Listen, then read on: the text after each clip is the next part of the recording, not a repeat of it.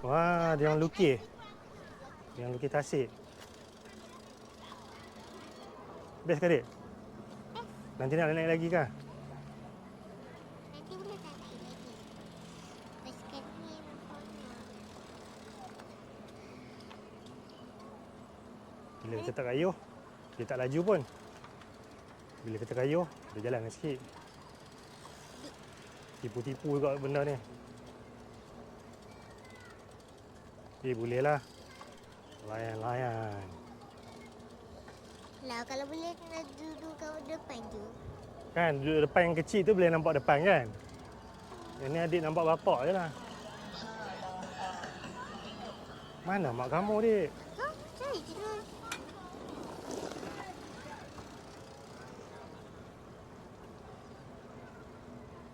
Hilanglah Mimi.